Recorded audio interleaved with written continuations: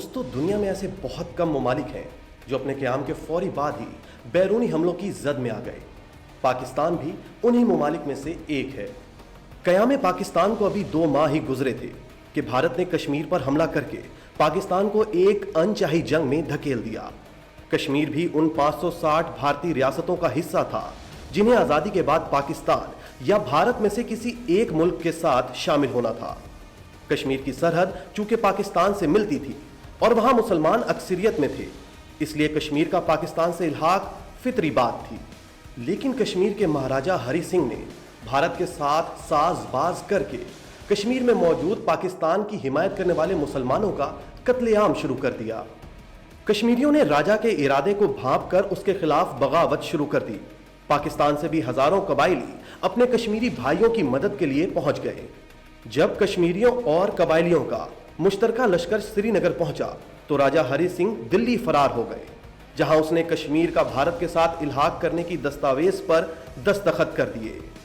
اس واقعے کے بعد بھارت نے جنگی طیاروں کے ساتھ کشمیر میں فوج اتاری اور سری نگر پر قبضہ کر لیا۔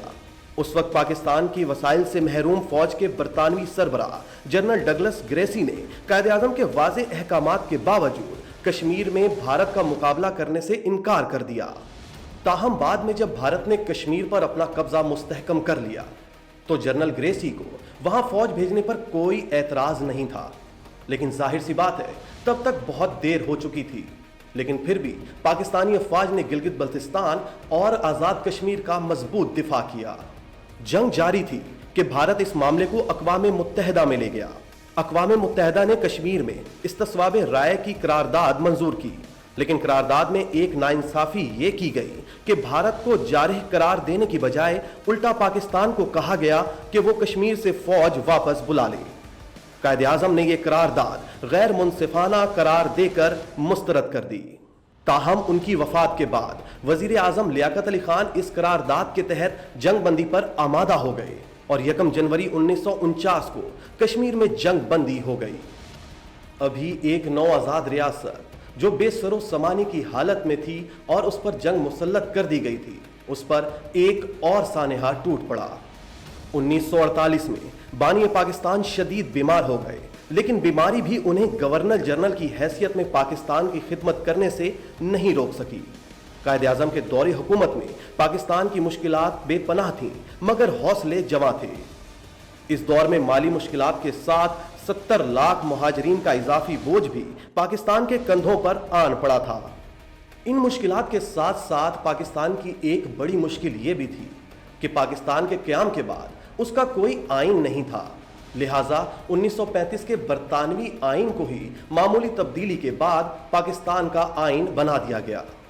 ناظرین، پاکستان 30 ستمبر 1947 کو اقوام متحدہ کا رکن بنا۔ سب سے پہلے ایران نے پاکستان کو تسلیم کیا اور فرانس میں پاکستان کا قومی پرچم سب سے پہلے لہرایا۔